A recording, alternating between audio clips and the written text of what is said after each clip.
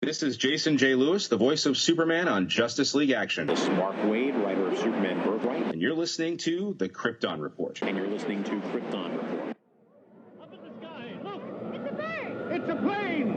The Krypton Report. The All Things Kryptonian podcast, including Superman and Supergirl. We discuss games, movies, cartoons, TV shows, and comics. Find us on Facebook, Instagram, YouTube, and Twitter. Welcome to the Krypton Report. I'm Solomon. We're going to talk about Doomsday. It's really cool. Hey, it's me, Tyler, the Superman in blue. And with me, traveling to the planet Krypton far away in the past, is my other half. Not her. My Lois Lane is upstairs playing video games because she's cool like that, while the Superboy is behind me. But what I'm talking about is the Superman Red himself from the other part of Ohio, Mr. James Cole. Yes, I am here in Toledo. I still think it's amazing that, we're both in Ohio. It still just marvels me. It's like that. It's like one of those things where people say, yeah, I went on a trip to Europe and I met this person while I was on the trip. They live 3 miles from my house. You're just like, this isn't season 4 of Smallville. What? But anyways, small world, man. We are out to talk about Krypton season 2, episodes 7 and 8. I hope you're digging the new format of us. We kind of decided it's a lot more fun to just do 2 episodes at a time with some other stuff. So without further ado, Mr. James here is going to kind of lead us into a quick synopsis. Zod takes down and captures Doomsday to be controlled and used as a weapon. Zod and his scientists probe his memories, and we get the new origin of Doomsday. Meanwhile, on Wegthor, Kem leads Adam and a squad into the mines to locate the Sagittari abandoned by General Zod. Hungry and sick, Kem offers a helping hand. Seg and Nyssa head to the fortress as Brainiac is fighting back and taking control of Seg. During a procedure to remove the Brainiac nanites, the machine is damaged, forcing Nyssa to do it by hand, guided by Val's hologram. Nyssa convinces Seg that Korvex should be an L and is named Jor-El after Val's father. Brainiac resurrects his skull ship, and when Seg refuses to join him, he takes Jor instead, and the ship... So I'm going to go on a limb and jump ahead here and say that I love this episode. This may be my favorite episode of the series. 2 reasons. The drama and the history of Doomsday, and that I'm a sucker for origin stories. Like, what happened before? Why is this person this way? What's the history? What's the mythology behind it, you know? And then, of course, spoiler alert, we finally find out that Korvex gets renamed Jor-El. So this kind of cements that Jor-El's the older brother than Zor-El, which I think would have been kind of cool if it had been Zor-El, just to kind of mess with the audience. But, dude, that scene is dope. I mean, we get the Williams-esque score, kind of redone, and we also get Seg now embracing his family seal with him wearing the crest. Yeah, he finally wears the L family crest, and Nyssa convinces him to name baby Kor, to name him an L, and Val tells them of a tradition to take an ancestor's name and suggests his father's name of Jor. So, yeah, Korvex becomes Jor-El. Yeah, that was pretty awesome. Which, if I remember right, there was a comic book series, or when I was doing some history, learning before, I remember something about Jor-El's father's name was Jor-El or something. It was really convoluted and hard to follow. So I think in that way right here with... So let's start, I know there's stuff that happens at the beginning, but let's start where I feel like the episode really starts, where we learn that there's a civil war on Krypton. It's Kryptonopolis and Kandor are battling, and we find out that an L and a Zod are both scientists, which I find interesting, that a Zod is a scientist, and this is hundreds of years ago, or cycles, however you want to propose it. Yeah, like thousands of cycles or something. I really wish I would like to go back because they, I guess maybe skipping a little bit forward in that, the wife of Doomsday comes down and says that Jomon had brought peace to Krypton, and that is the name that Jaina talks about when Lyta challenges her commander back in the first season. Nice. I missed that. That is the guy that she's talking about when they talk about the first challenge is Jomon. And yeah, so that was back whenever that was. So that's a connection to that story from the first season. That is awesome. I did not see that. So much like if you're familiar and have read Hunter Prey, the story that talks about the creation of Doomsday, this follows along pretty similar, except in this case, what we're introduced to, like I said, an L and a Zod, scientists, who are going to make a weapon to end the war, and that we meet a Kryptonian named Dax. And Dax has a genetic disorder or a genetic trait that's going to allow them to fulfill their destiny here of what they want to do with him. And we see that Dax has a wife, Inja, and he's in this cell of sorts, and he's talking to the L and Zod, and he's like, "Oh, you're gonna make me a superhero," and she says something like that. And if you were gonna look at these two as like one's villainous and one's not, the L is really dark. She seems to be the one that's removed from emotion and what they're actually doing to this man. And they basically press a button that ignites the first test that kills him, of course, and then they bring him back to life. Right. Yeah. So basically, his genetic mutation, as it were, is he can be killed and be immune to what killed him in the first place. So yeah, they do that first test, which is like some sort of gas test, and it kills him. And then they revive him, and then they do it again, and it doesn't affect him. And then that's when the next one is they burn him, and then they just keep going, and eventually they say they literally kill him over and over and over again, hundreds of different ways. And I'm playing the episodes we watched because I forgot to write it down, like how many times it is until. There was a test of 400 and something. Yeah, Zod's like, are we okay still doing this? Like, and yeah, look what we've done to him. And then eventually, yeah, the Zod is the squeamish one. And then eventually, Inja comes back down and is like, "Where's my husband? The war is over.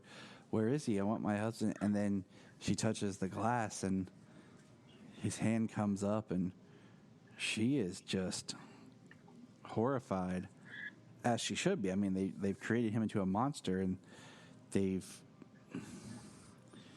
basically done horrible things to him. I think it sucks when you look at the comic where it's a baby, where they keep growing it and replicating it, and cloning it, and it's so much. Yeah, it's so much torturous. Using the same genetic material. I think it's more torturous in the comic because in the comic they do it over thousands of years and stuff, and this seems like it's a shorter process because they bring it back to life, kill it, bring it back to life, kind of thing. But just having that backstory of him being a willing volunteer soldier, and the wife and everything, and his name's Dax. At least it wasn't Davis Bloom, but But I mean, They did start it with a D, though, didn't they? Uh-huh. Wonder if that isn't just like a homage. I don't know. It makes, Reaching, but I mean, Davis, I always said like Davis Bloom, you drop the Avis, you drop the BL, and it spells doom. oh yeah, that does make sense. Kind of wonder if that wasn't their idea. So Because the glyph in that meant doom. yeah, The glyph wasn't doomsday. The glyph meant doom. I thought it was kind of an interesting little tidbit there for, people. Yeah. It's pretty wild though. They've got Doomsday. They have him captured, and he's like standing. They have him like secured or whatever, almost floating or something. However they do, with his hands secured, and they're like using like a somatic reconditioning unit around his head, like keeping him subdued and diving into his mind. They talk about how they have to navigate through all the scar tissue and I forget what exactly else she said, but how they have to penetrate like his thick skull and the layers and layers of scar tissue and his damaged brain to find the memories and stuff. Yeah. Like it's a much more in-depth process to get to his memories and things like that, as opposed to, somebody who's just, normal and hasn't gone through hundreds of tests of torture and death. And they even, basically his genetic disorder of the bring healing or adaptation is causing problems. So they're having a hard time with him, period.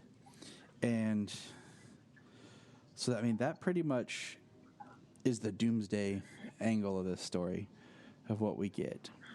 And we don't see what they do with him to, like, lock him up. We don't see if he gets freed, like, whatever. That's the story that we get of Doomsday. Yeah, we get the history, and he's just secured. So I do want to say this real quick. That I think it's hilarious. Solomon tells me that he doesn't like this Zod because he has a beard. He is Zod always has facial hair, but it's hilarious because he's pointed out like multiple times. He's like, I don't like this Zod.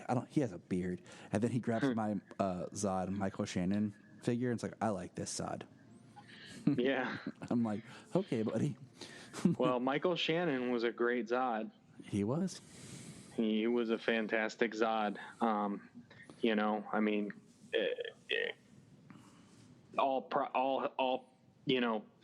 All praises to Colin Salmon following Michael Shannon as Zod, because he's doing a great job as well. I feel like he is the perfect Zod because he does a great job of blending the Shannon and the Stamp into a character to where we can say, oh my gosh, that's Zod in all angles and respects. Yeah. Pretty much seems that way. Compared to the horrible Zod we got on Supergirl. It doesn't really count, but it's still funny to say. He was a hallucination. Exactly. So the other big thread that we're getting is Seg and Nyssa with Baby Core have gone to the fortress to remove Brainiac from Seg. And they hook him up to the machine. And they're going to pull out what's left of Brainiac. And basically, Brainiac's fighting back. Seg's paralyzed, Brainiac's fighting back, and Nyssa has to go in and do everything manually. And it's pretty intense because she's not prepared for that, but it's pretty interesting stuff. And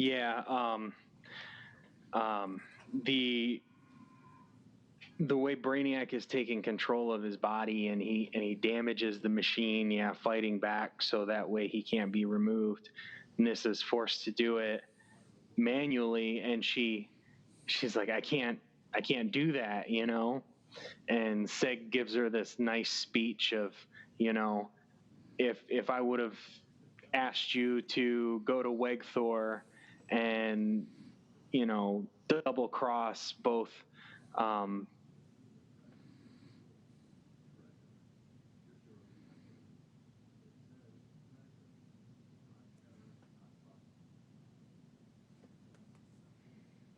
that, or would you walk into Zod's fortress with a corrupt codex and get our son and jump out of a window onto a waiting skimmer to escape? Would you think that you were capable of that?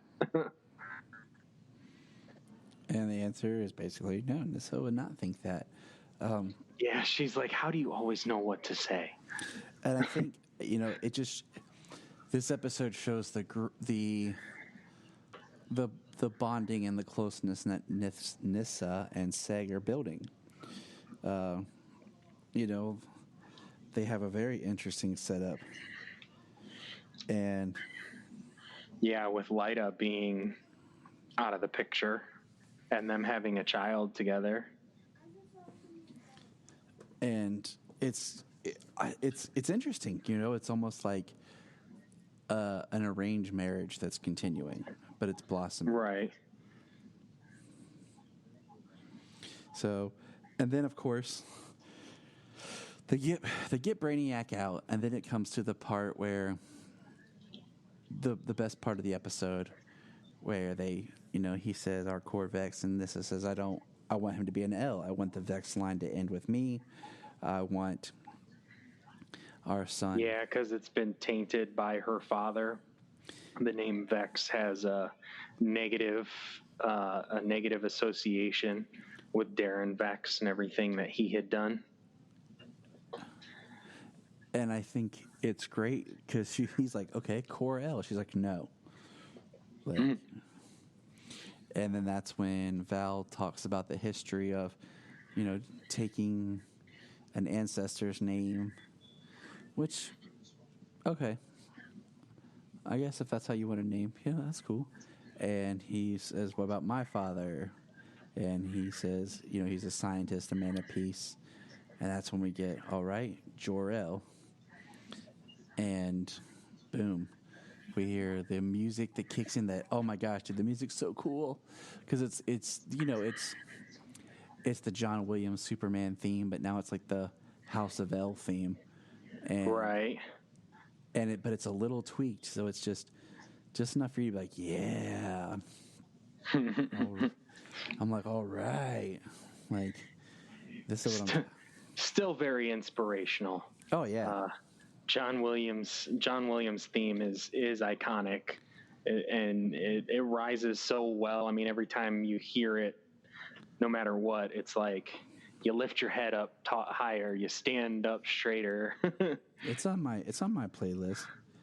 For what do you call it? For the gym, and it's on my wake up when I, my alarm. The first one is, Man of Steel, and the second one is the John Williams. So, yeah, it's that nice. It's that morning wake up, kicking the pants, kind of like, yeah. Rise and shine, Superman. Exactly, get me going. So, and of course, the worst part is nothing can stay happy and good for Seg as, man, it just sucks. Brainiac is removed, and we find out that Brainiac basically reassembles himself.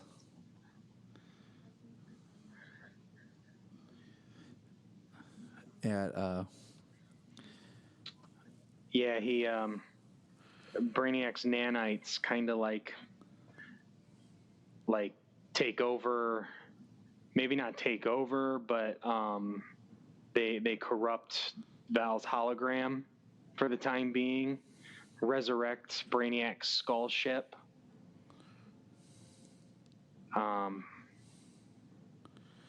And tries to convince Seg to join him, to continue on with him, to join him in his quest.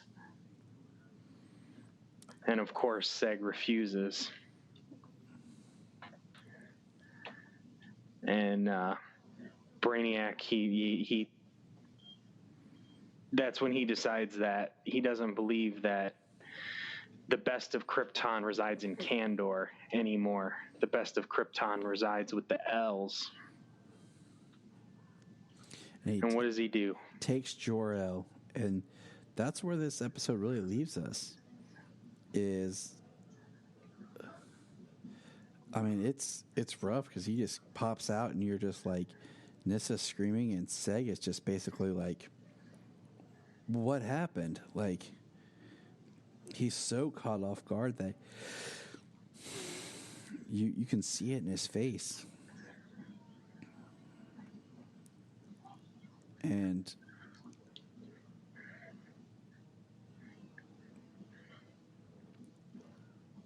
it's shattering. I couldn't imagine. Yeah, I really couldn't. I mean, Nissa freaks out. She's screaming. She's ready to go after Brainiac's skull ship, like right now. And, Seg, he just looks and a part on this actor's part. I mean, it's so good. He does so good in this scene. He looks defeated. He was just promising her that he would do anything and everything in his power to protect the people that he cared about, the people that he loved after Lyta was killed. And they did what they did to rescue Kor. They did what they did to rescue Jor-El. And then he's taken just like that. There's nothing they can do. I mean, he's like teleported right in front of them, teleported away. And I mean, that's kind of when I was like, holy crap, this episode, like, I was just like, man, like it hit me, like, you just named him Jor-El, you just got him back, you just got to win, and boom. Even more of the Brainiac is still a villain. And that's where we end this episode. So like I said earlier, like, I love this episode. I mean, for the fact of just naming him Jor-El, getting that confirmation, that step forward, and getting the backstory on Dax / Doomsday. Just, that's something we haven't explored in any other live action,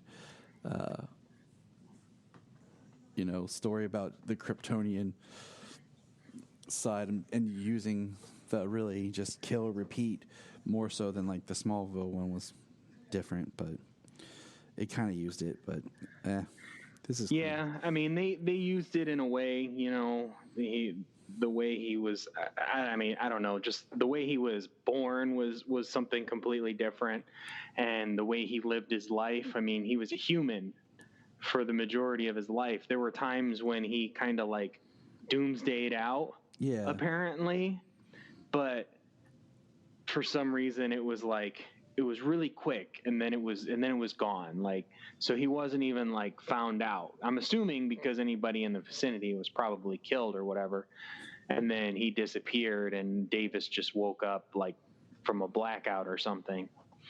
But and I mean, the Smallville way was cool.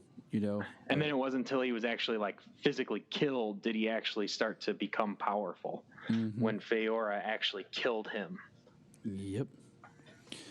So what would you rate this episode? Oh, great one. Oh, this episode is like, this is a 9.5 easy. I mean, it could be a 10. It's one of the best episodes. You know, I'm gonna give it a 10. It was a fantastic episode. I love the new origin story of Doomsday. He was, you know, they made him a person. There was emotion. They connected it all the way back to a story from the first season. The way that basically like the L's and the Zods were almost reversed in in the way that they did things and dealt with what they were doing. I mean, it was atrocities that they were committing. I mean, the guy volunteered for this and it was the plan, but I don't think he knew what he was volunteering for. Yeah, I don't think he knew exactly what the plan was either. This wasn't Captain America. They weren't making Captain America here. Okay. Right.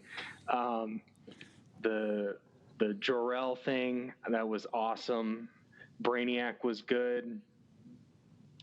Even the little bit on Wegthor, you know, there was a lot of humanity up there, you know. Kem was really good. He was a nice standout. He was definitely the major one. And then you got Adam following his lead and being Adam. It was really good. This was a great episode. I definitely could say it's probably the best of the season so far, the best of the show so far. So yeah, I agree. I mean, I give it a 10, but I mean, if we get something better coming along, I mean, it's going to be, you know, those will be a 10 too. I don't have anything to complain about in this episode, really. I don't think we did complain about anything. So Nope. Yeah, it's a 10. I will say it's a 10. I was going to say a 9.5, but you convinced me. I love it. I mean, like I said, starting out, like, this is my favorite episode so far. It just was. The show keeps getting better and better. It does. And hold that thought. Okay, so news. One thing, I read something. They have not posted or anything about if Krypton will get renewed for a season 3. And I was reading a thing that said that the ratings were lower for this season. And I'm just kind of like blown away because I'm like, this season is so good. This season feels like a complete show.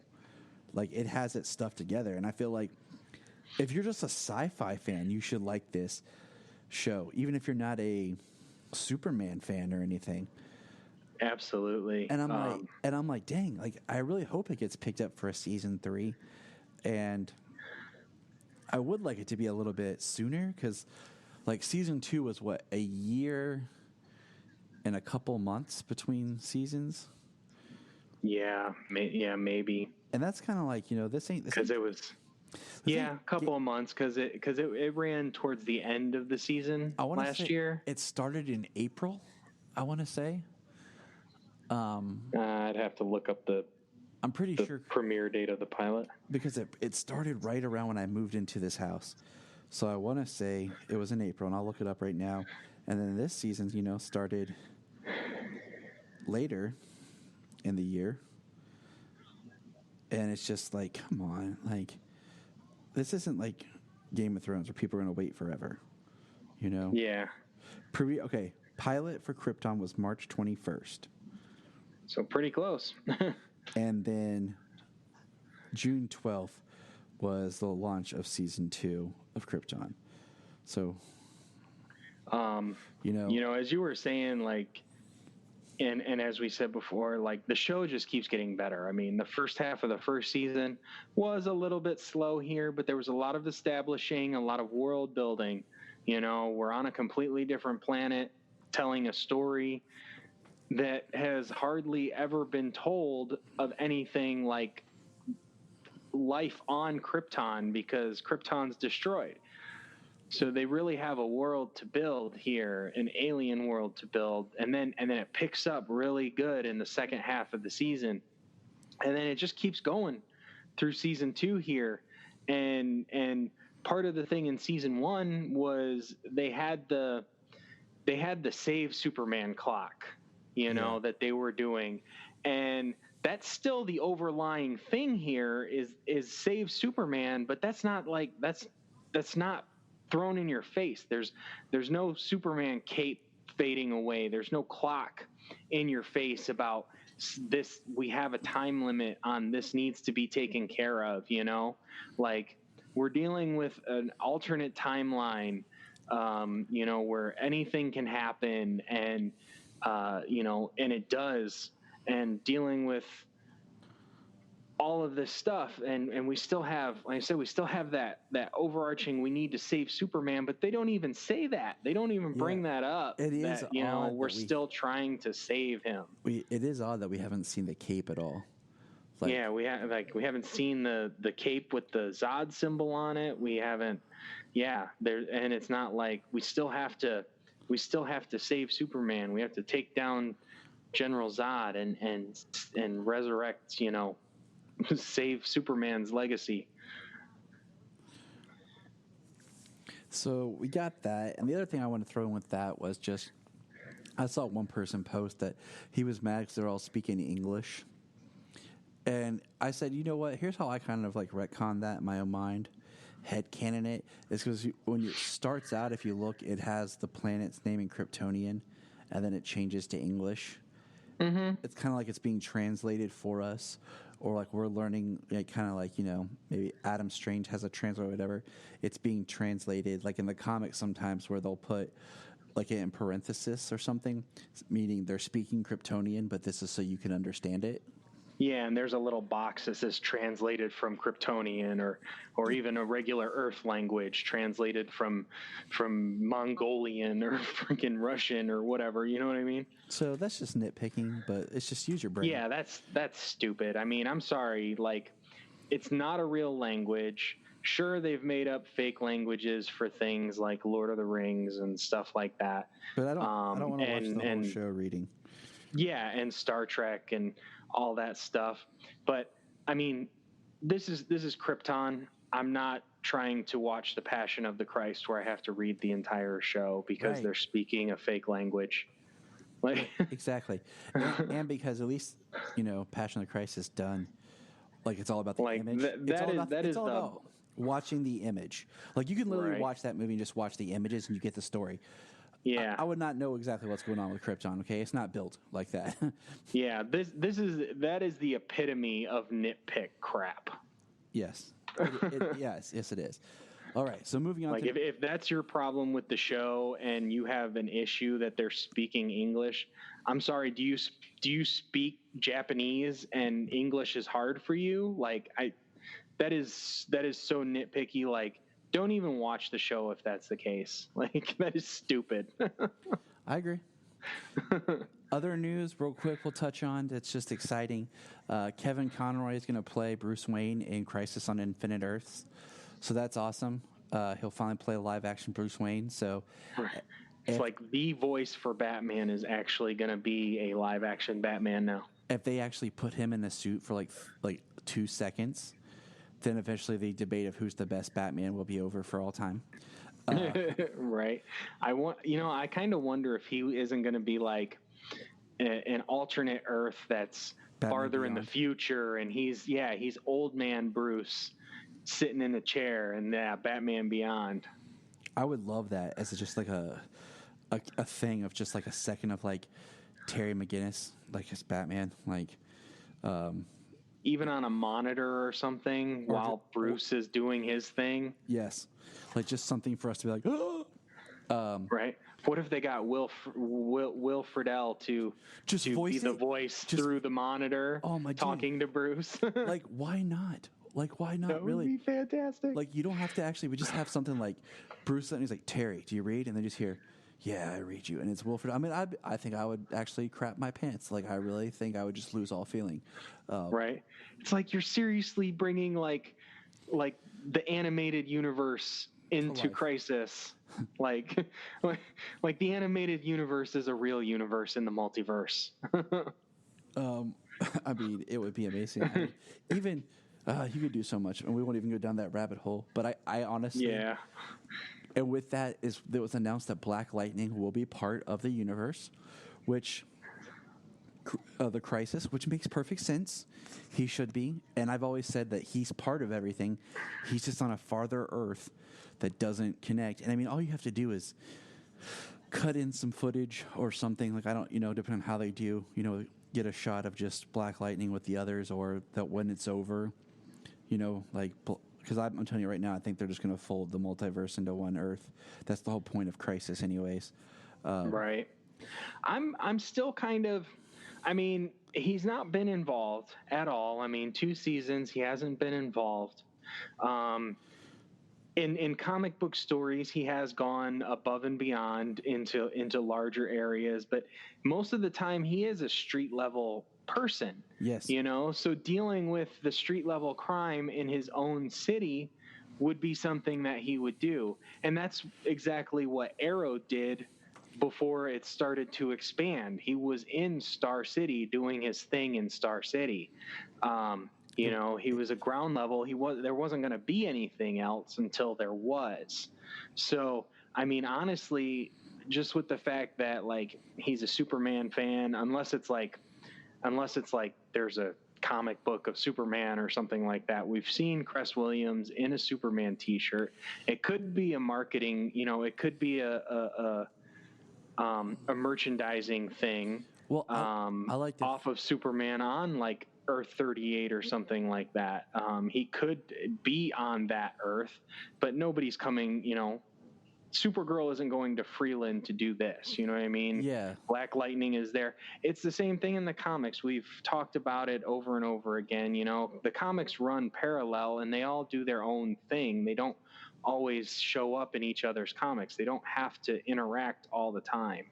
So for the fact that he hasn't yet doesn't mean that, he isn't on the same Earth as one of them. He could be on the same Earth, or he could be on another Earth. So just like how many times have we watched an episode of something, like even the Arrow and Flash, where they actually are like best buddies all together, and I'm like, wow, what would really make this a lot simpler is if the Flash just ran in and did this real quick for Ollie and left. Right. I think that was in season 3 or 4 of it. I don't remember. I can't remember. But there was something I was like, this plot thread would be really summed up really easy if he just made a quick phone call like, hey, Barry, can you come help me real quick? Yeah, what's up? Okay, done. All right, peace. Right. I can be in Star City in 30 seconds. Yeah, like, hey, Barry. Yeah, what's up? And Ollie just turns and he's right next to him. What's up? Right. And then the last piece of like news to Superman is we got our teaser trailer for Titans season 2, and we saw a split second of Superboy in the t-shirt and Superboy looking down and saying, crypto. Booyah, I am pumped. Like, Titans season 2 looks dope. As my friend Brendan Lowe said, it looks more superhero-y. Yes. And I'm like, yes, that is a word in our vocabularies. Because my thing with comic book shows, if I'm going to watch this, I want the superhero-ness. I want the costumes. I want them doing stuff with the costumes and everything. I just don't want drama of these people. Okay? I'm sorry. Yeah, we got a lot of drama. We got a lot of psychological things happen in the first season. Unfortunately, what they were dealing with, Robin was the only hero in the bunch. So a lot less superhero action. When he dealt with other people who were in the life, they were costumes. They were superheroes. Talking Dove. Yeah, but he was the only hero in the first season. So, the heroics were kind of limited. There was a lot of psychological stuff going on. Corey doesn't know who she is. Raven doesn't know who she is. Rachel doesn't know who she is. Then they're dealing with these people who are coming after them, and they're a physical threat, but they're mostly just people, and they're trying to come to this dark threat, this basically magical on somewhat a supernatural threat. So, and he doesn't even show up until the end. So, I mean, it was much more of a psychological thriller as the first season was. I agree. We saw a lot of stuff, and we could speculate, but we do see Aqualad, Wonder Girl, Hawk, Dove, Jason Todd, Dick Grayson, all in costume. We do get a quick shot of Deathstroke, and we do get to see a split second of Dick talking to Bruce Wayne. And I'm holding my judgment, but I like the actor, but to me, he feels more like MI6 styled Alfred than he does Bruce Wayne. But I'm holding my judgment, like we see him for like 2 seconds and he just says like a one line of dialogue. You know what I'm saying? Yeah. So I'm holding my judgment. I promise I'm not making any irrash decisions here, but to me he felt more like Alfred. Yeah, like you said, it was a quick line. It was 2 seconds. And I had messaged you. We know that this actor is older. Mm-hmm. Now, not, it's acting. Okay. The guy is older in real life. The guy is in his 50s in real life. Nothing has to say that with some makeup, they don't make him into his 40s. Right. Okay. This is acting. So he could be, he could easily be, sure, he's an older Batman, but it doesn't mean he has to be a Batman pushing his 60s. He's an older Batman. Robin is grown. He's grown and has a career, and is out on his own. He's got Jason Todd. I messaged you like the turnover rate here. If this is going to be like close to a continuity sort of thing here, mm-hmm. Jason Todd has been with him for the last year, let's say, because Robin hasn't been seen for, I forget how long it was in the first season, at least a year. Yeah. Robin hadn't even been seen. So, Jason Todd has been with Bruce for maybe close to a year. They may speed up the timeline of him dying at the hands of the Joker. Tim Drake comes in pretty quickly after that. Now, when it comes to comic timeline, I mean, comics come out once a month. So sure, it was years in comic book time, but in real life, I mean, Dick Grayson showed up pretty quickly into Batman's career. And then it was Dick Grayson for a number of years. Then we get Jason Todd.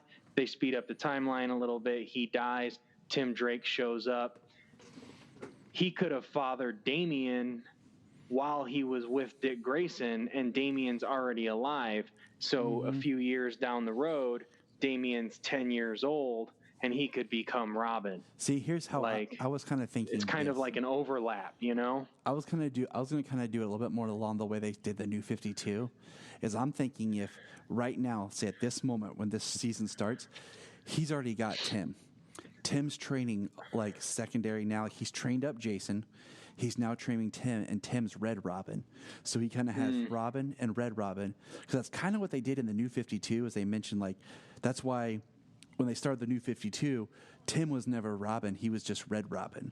Because the overlap was so, like, right there, tight. And maybe part of your story is Batman is getting older, so he's got Jason as his Robin, but he's looking at Tim to be the next Batman. Kind of like he doesn't think Jason will ever actually be Batman, but he's got Tim under his wing too. And then, during the season, Jason gets murdered. Because I mean, that's not that's not confirmed or anything, but just like you said, to speed up that timeline type thing. And then, in the back of my mind, Damian's already like 10 years old somewhere, 12, or right now as it is, training with Ross. Because he can be dropped. Right. He's dropped in at any time, especially like if they do anything where, the heretic, where Talia's messing with DNA and stuff like that. But yeah, I mean, so the older Bruce is fine. The idea that if they did that, Dick joined Bruce when he was younger, and this Bruce, Dick's already an adult. He's going to be Nightwing.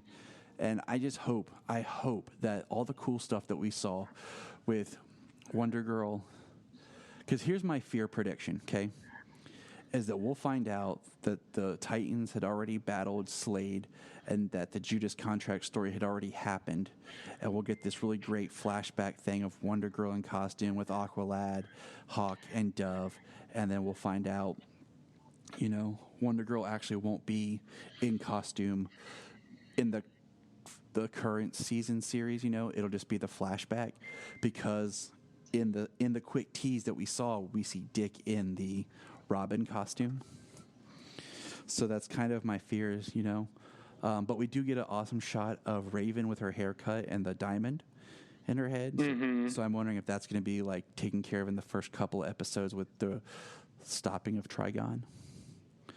But yeah, I just don't want everything that I saw that I'm pumped for to be like a 1 episode flashback thing. That would be disappointing. And then everything else is focused. I mean, unless they focus more on, Starfire, giving us more of the Beast Boy in a costume turning into other animals, and then of course, the addition now of Superboy, and what that's going to do, if they're going to do something. Will we get a Lex Luthor eventually on this show if we're doing Superboy? We do have a Mercy Graves. Yeah, we do. I forgot about that until you said that. And you and I had talked about that they've yet to double cast heroes in the CW or any of the DC TV. So that includes the CW stuff and now the DC Universe. We've yet to see double heroes. I'm pretty sure I'm confident in saying that. I cannot think of any heroes that's been doubled yet. Villains are different. We're getting double villains. But we've yet to like establish like another TV hero, because we were talking about Kid Flash potentially showing up on Titans, and I'm like, I don't know, because they haven't doubled up heroes yet. So, and I would be cool, like, this is kind of tangential, but if in Supergirl they introduced like John Kent as Superboy, and we have that Superboy story going on in Supergirl, and then we have Connors on Titans. Right. So I did hear. Now I have no confirmation of this. I didn't see an article, and I can't remember where I heard it. But they are supposed to. But we do know that Superman is coming back, and Lois Lane from Elseworlds last year crossover.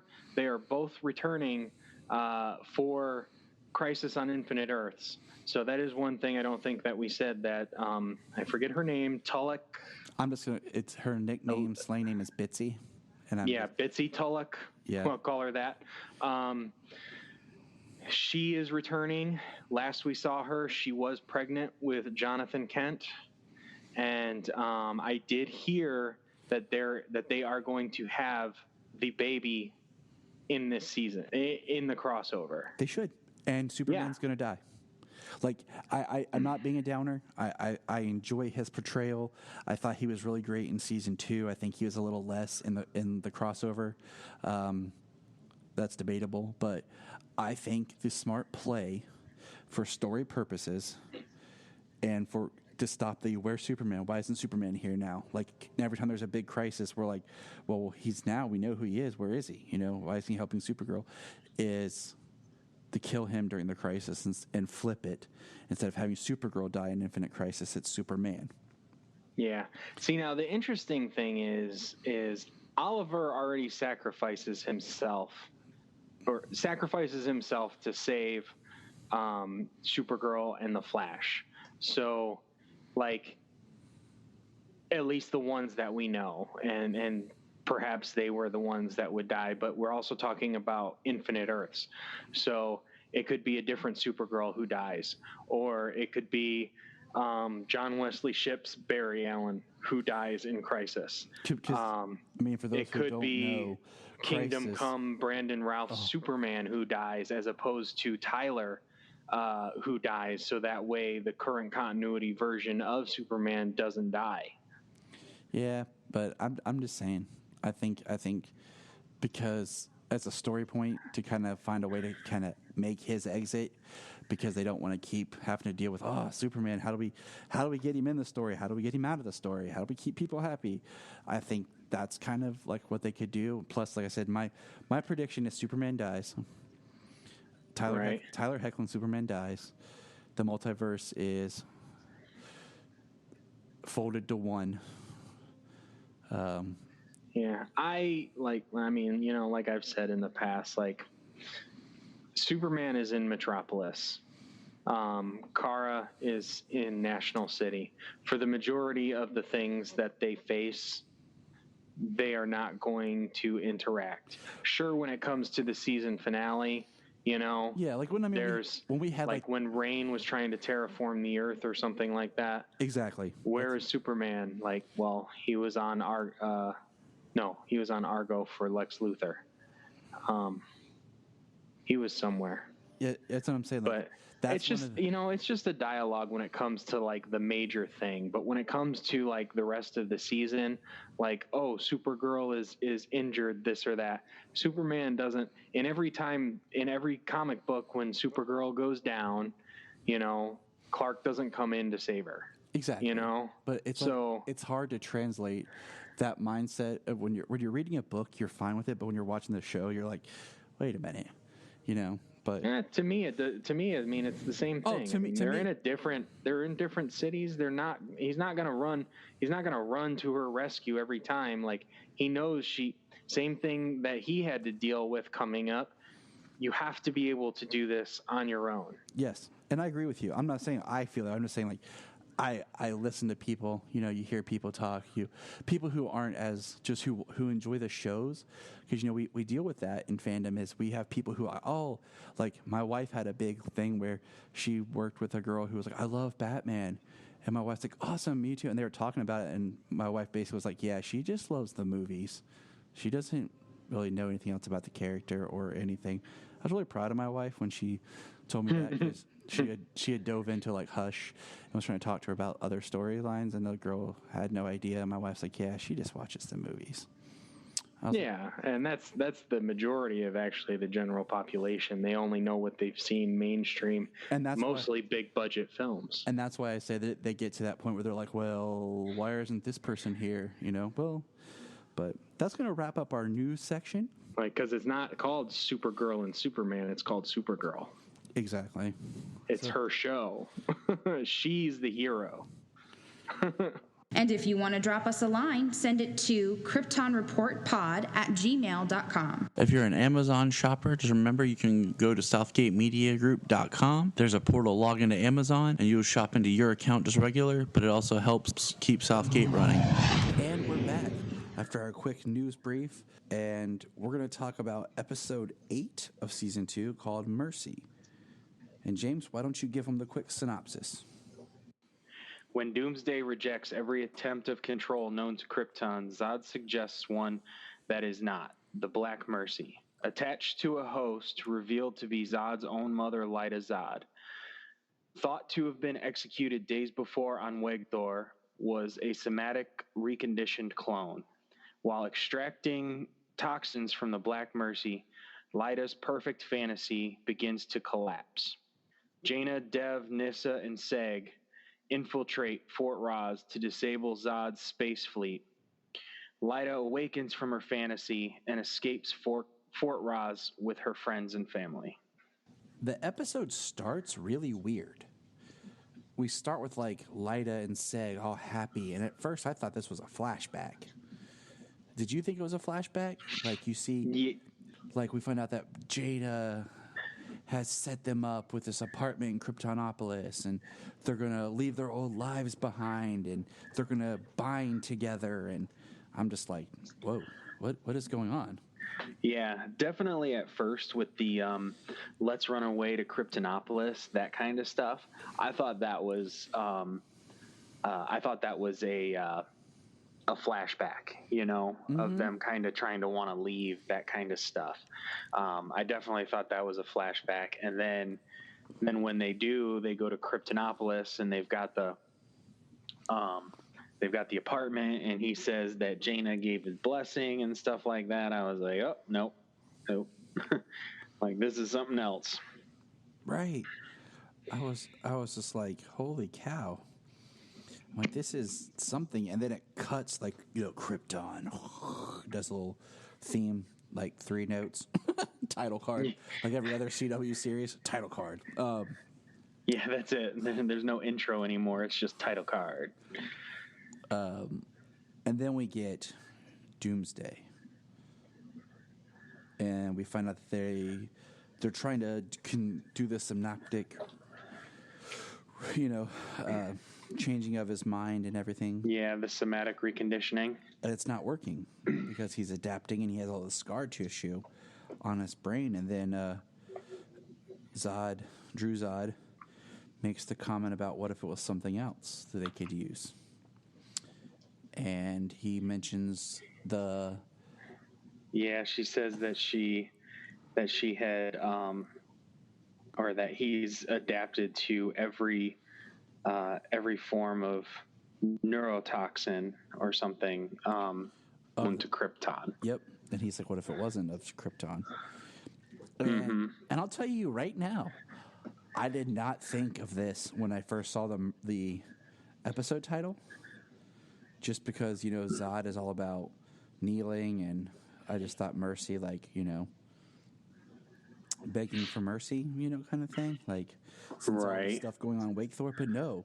We find out Well, especially since, he's been very, he's been even more angry and ruthless since Lyta's death.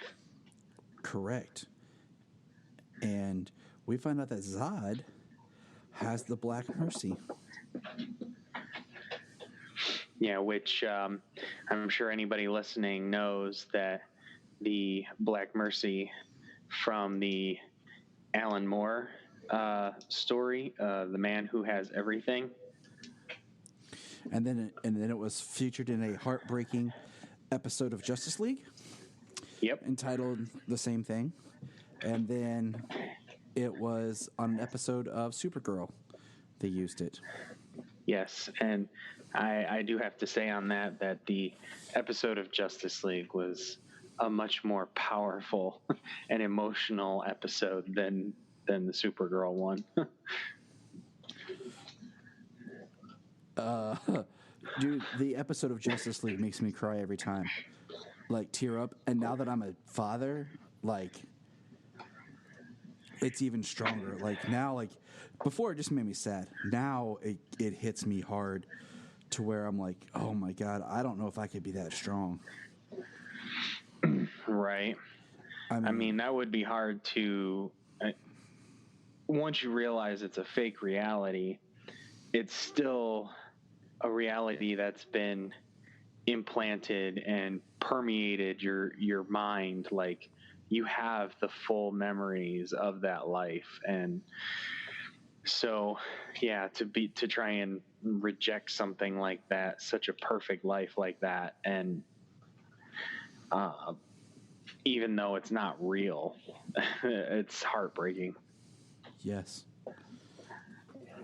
And Superman in that episode, I highly recommend Justice League. Go watch it. And Superman is angry when he gets the Black Mercy off from Mongol. He is angry. Oh yeah, and rightfully so.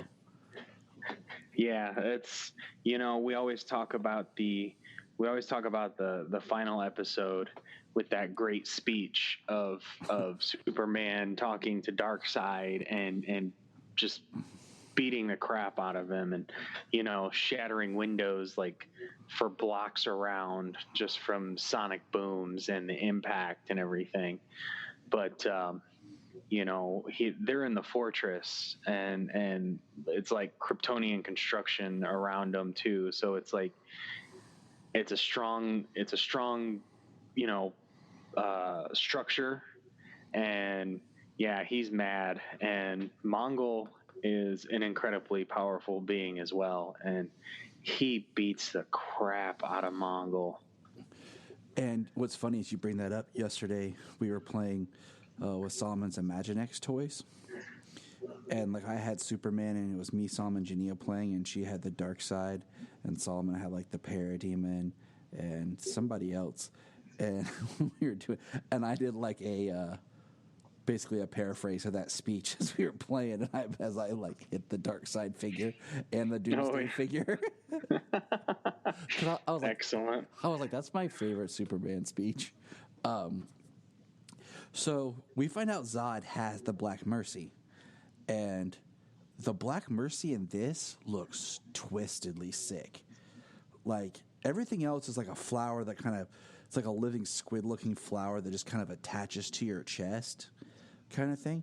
But this thing is like through your nose, mouth, looks like something out of like Alien Prometheus kind of thing going on. Yeah, it's black. It's the Black Mercy. Yeah, it's black. It's very like parasitic, and he even refers to it as a parasite. And instead of being like a psychological control that this as other in other mediums, they call it like a flower, having a psychological control.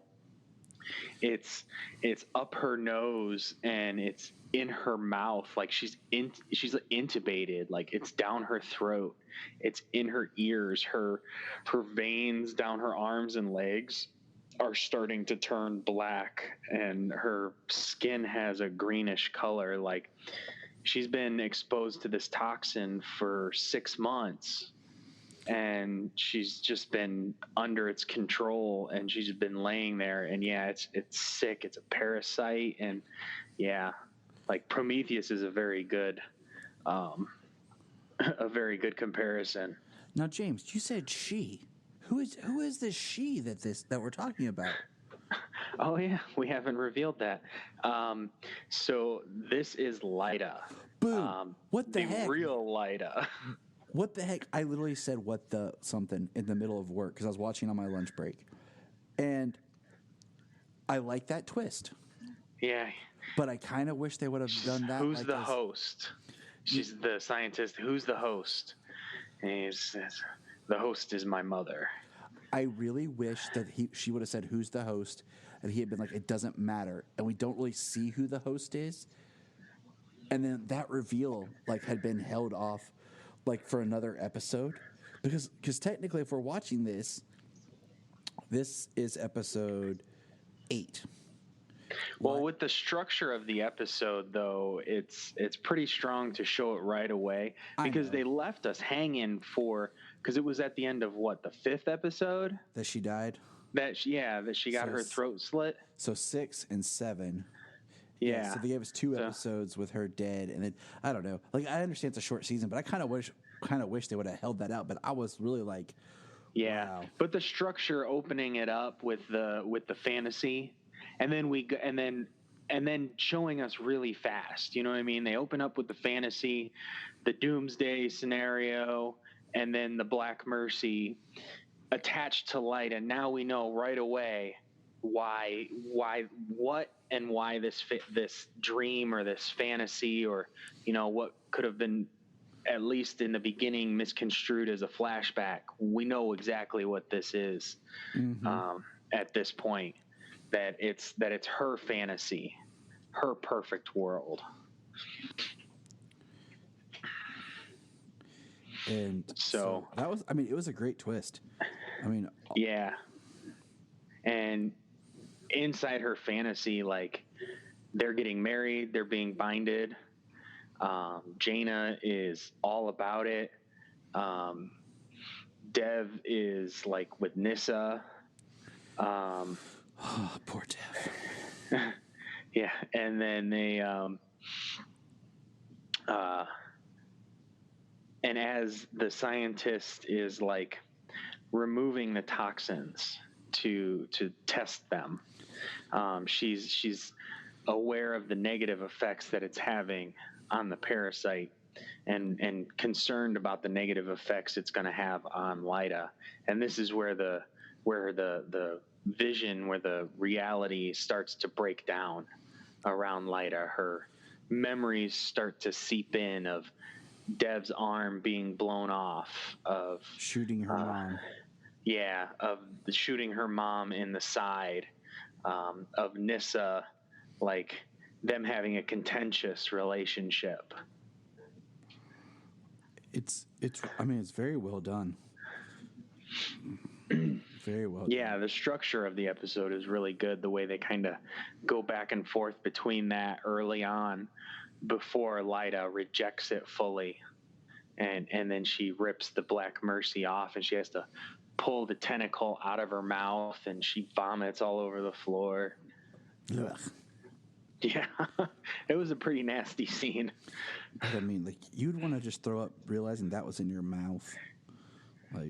Like down your throat. And this is how Zod treats the people he loves. This is... Yeah. So. And we get and then we get a scene after she's awake, and she comes across Jaina and Dev, because Jaina, Dev, and Seg and Nyssa have come to Fort Roz to take down Zod's ship, his space forces, from going to Wegthor to kill everybody there. And Seg and Nyssa have been arrested, and Dev and Jaina are searching around not searching around. They're trying to fulfill their mission, and that's when they come across Lyda, and she tells them the story, and like it shows how she actually feels about Zod's ideology, and they get into a big fight.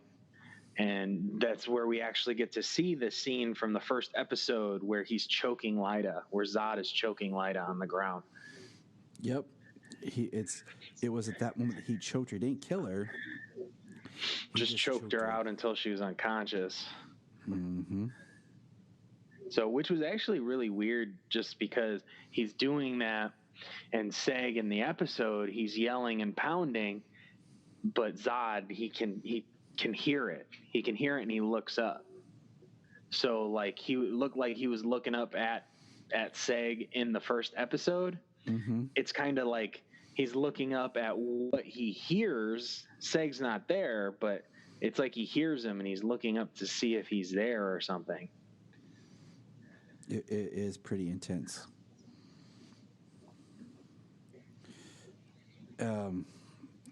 So all this, so that's going on, and it was a good episode. I mean, a lot happened, but not much, at the same time, kind of thing, because you have the flashbacks of Lyda, the reveal of her, and then Lyda ends up saving Jaina and Dev, and they have a really beautiful reunion moment, and then they have to they take Lyda to meet Nyssa and Seg, and they have to prep her prep Seg, and we get an interesting scene of how Nyssa reacts to seeing Seg with Lyda. Now that she's actually alive and back, Nyssa just lost all hope of having Seg. Yeah, she definitely,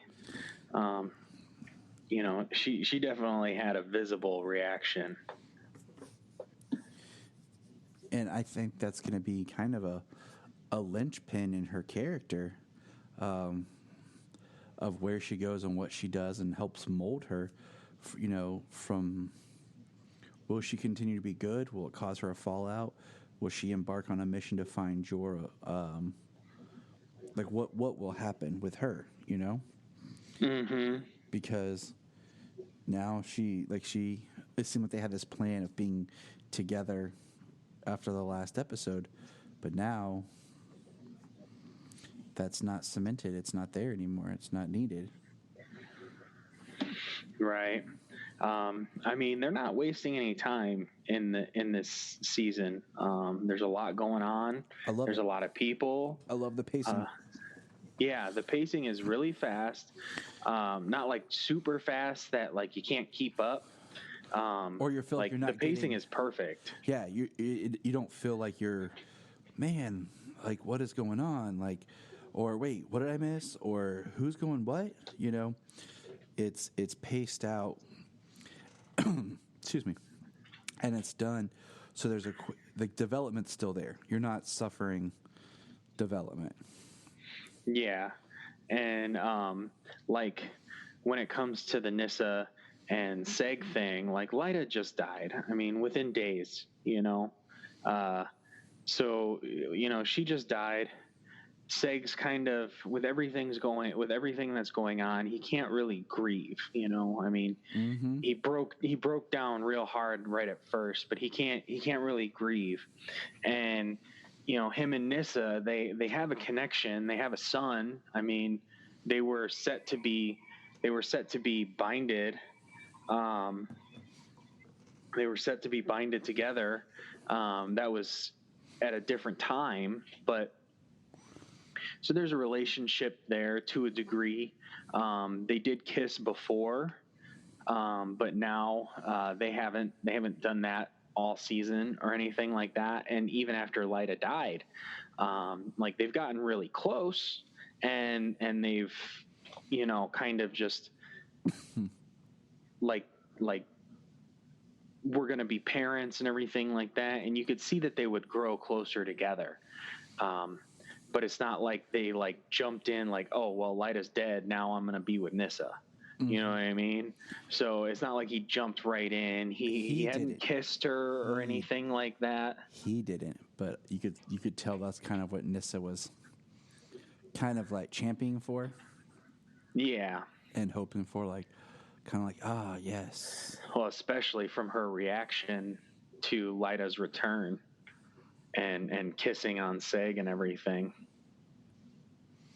So, you know, it was moving forward. Everything's going at a brisk pace, but it's not like they rushed it. Like, Lyta's dead, so now we're together. We're going to start kissing, and then, oh, Lyta's back, and it's like, holy crap, like their relationship just imploded. Like, they didn't have a budding relationship yet. You know what I mean? Mm-hmm.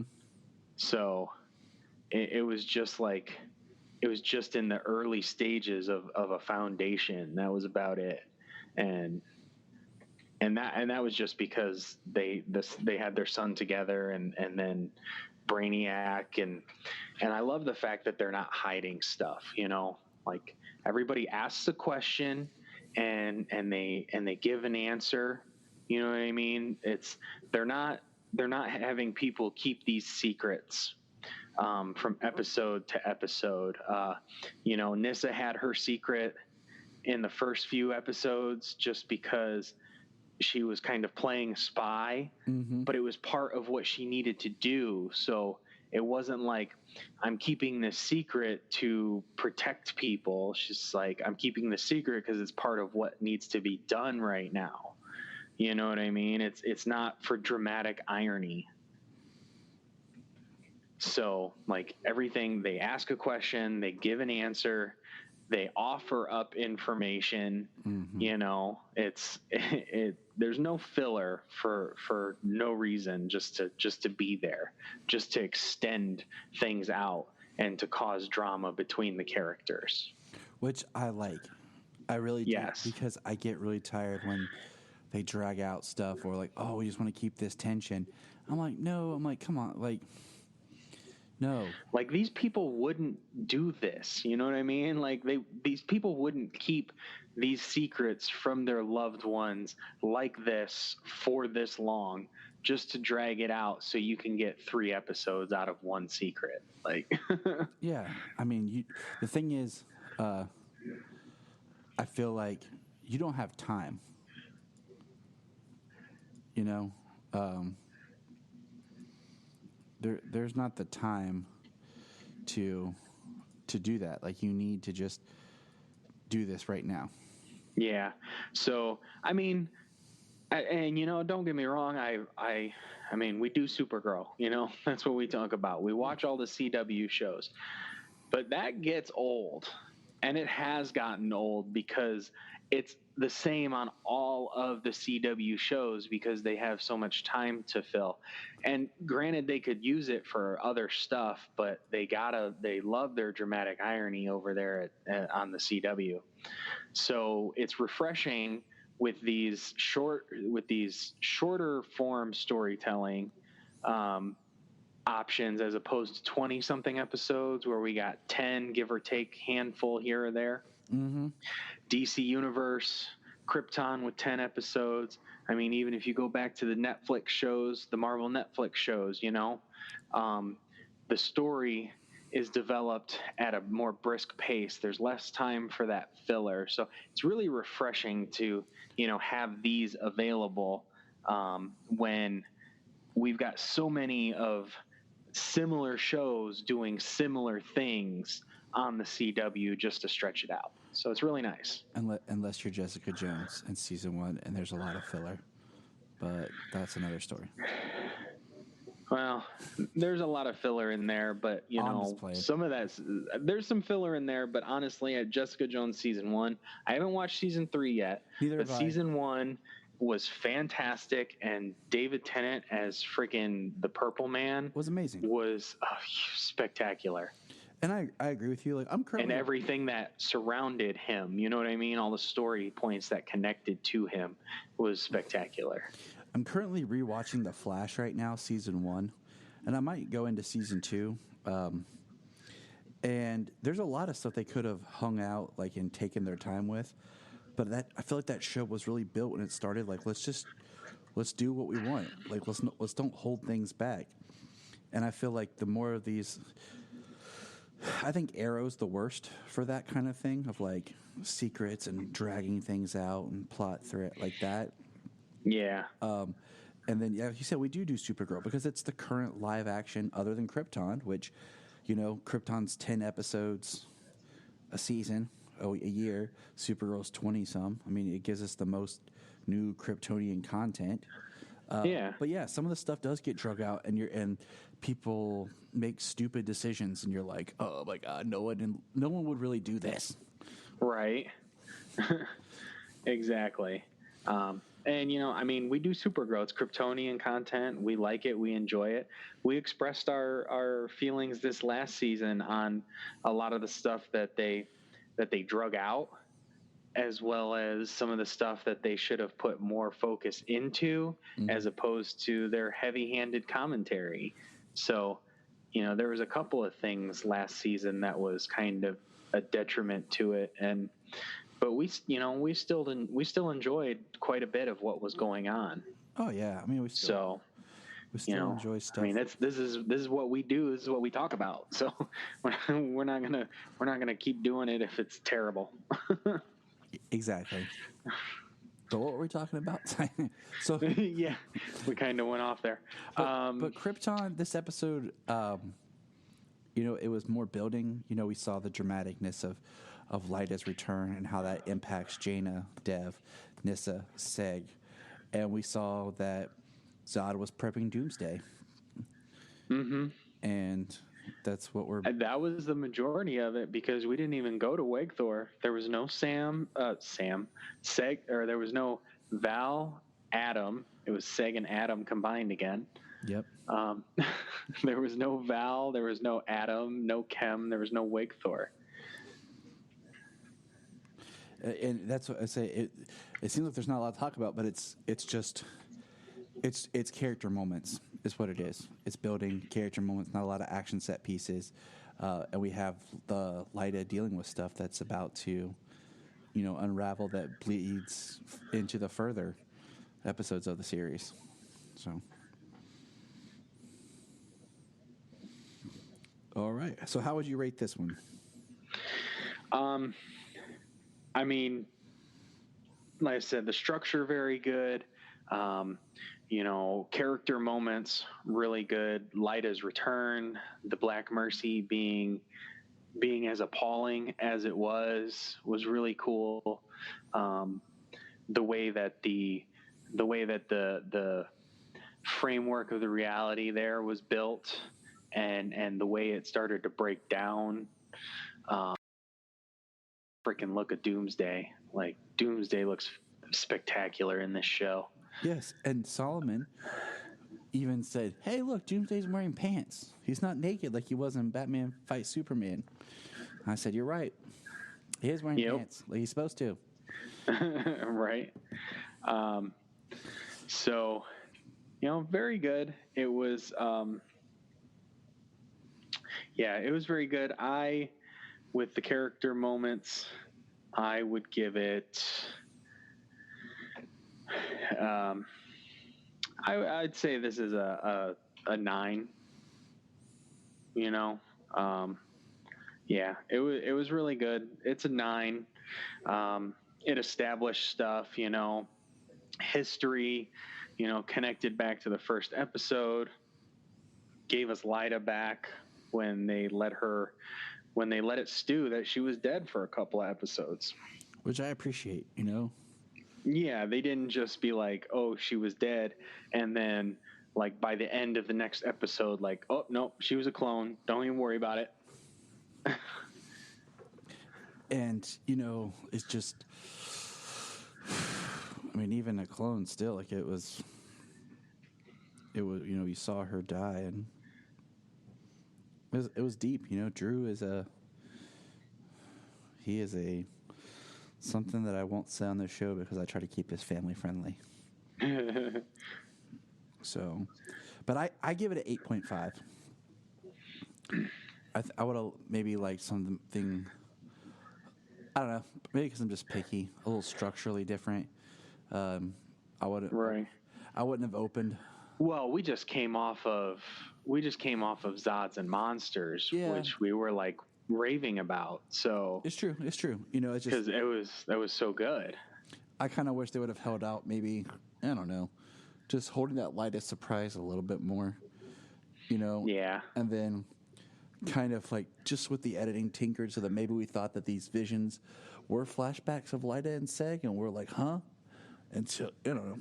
It's just kind of like a nitpick. That would have my personal of just like design.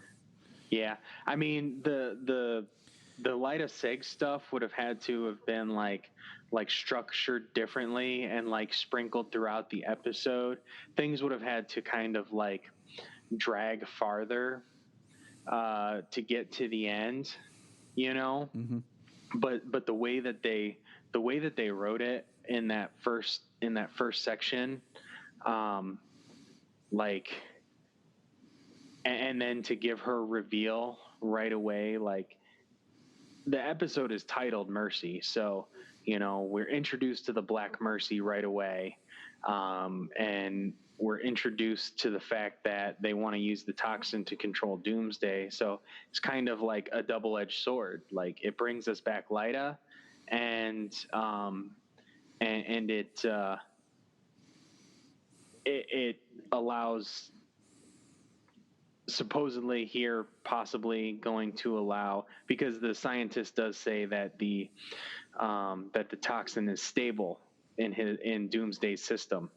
So they're trying to control Doomsday. So, it seems like that's going to, possibly be something moving forward with the Black Mercy toxin. So, the way they structured it, it worked well. I mean, it would have definitely taken some reworking of the episode to hold back that Lyda thing. Mm-hmm. But it also gave us the fact that, this is how Zod is, you know what I mean? Like he fought and beat up his mother. He put her under the Black Mercy. He cloned her and created a somatically reconditioned clone of her to do what he wanted, as opposed to somebody who would question and question his authority publicly. So I guess we all wish we could just erase our mom's minds and control her, but yeah, that could work. I'm sure I've known a few people who wish they could do that. But all right, that wraps up episode 8. Mercy. Yep, we only have 2 more episodes to go. It's kind of crazy. Like, no breaks. This thing flew by. I like it, though. I like not having breaks. I like, it's not binging, you know what I'm saying? But I like just being able to watch it each week and not be interrupted because it's all done. And I don't have to, like I told you, like, I'm rewatching Flash season 1. And when you watch the show week to week and then you have all these breaks and stuff, you forget the pacing sometimes. But watching this, I'm like, holy crap. Like, episode 4 is Captain Cold. Like, they jump right into things so fast, but it feels good, but they don't hold anything back. They start introducing these big characters. I forgot how quickly they brought in the second Weathered Wizard. Brought in the Reverse Flash, revealed about Thawne, and started. Yeah, that was by, like, the 9th episode. And so it's just like, man, like, this show and this season was really moving. And sometimes you lose that momentum when you have, like, your mid-break, your take a week off, take a 2 weeks off. We get the winter break. We get like a winter break. We get like the New Year break. We get like a spring break. And then with the overlapping of shows they've done, where they've taken shows off for so long, put a show in its place, and then go back to it, like, like that throws it way off. And so I like just getting my 10 episodes straight, much the same way with the DC Universe series. How,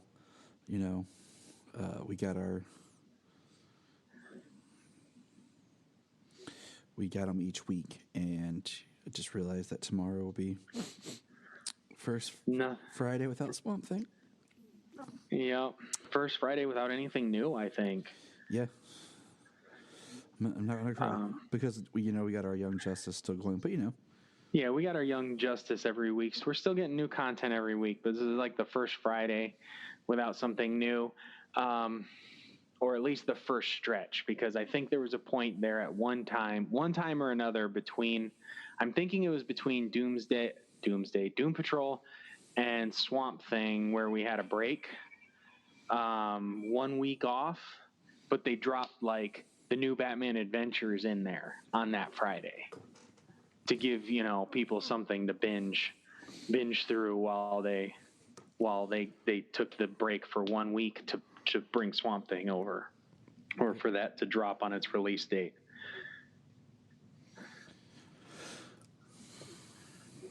But Titan season 2, it's going to be awesome. Yes, it is.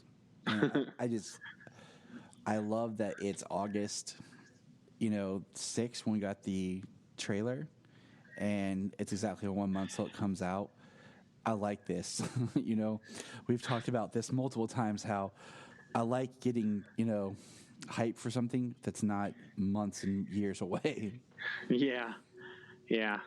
Well, we definitely have heard recently with all the last movies and stuff that, like, Warner Brothers, they screwed up when they marketed BVS for so long, and Suicide Squad for a long time, and Justice League for a long time. They screwed up doing all of that. Now they don't do anything until it's 6 months out. They don't even release a teaser until 6 months out. That's why we didn't see anything for Birds of Prey at Comic-Con, because it was more than 6 months out. That's why we didn't see anything for Wonder Woman, because it was more than 6 months out. I'm still surprised they didn't drop anything Joker-wise around that time. But I'm surprised we haven't got a second Joker trailer. But the Joker's marketing is completely different. Yeah. It's not DCEU. They're taking it on the film festival tour now. It's going to be at the Toronto Film Festival and the Venice Film Festival. And so that's going to get a lot of publicity that way. Look up in the sky.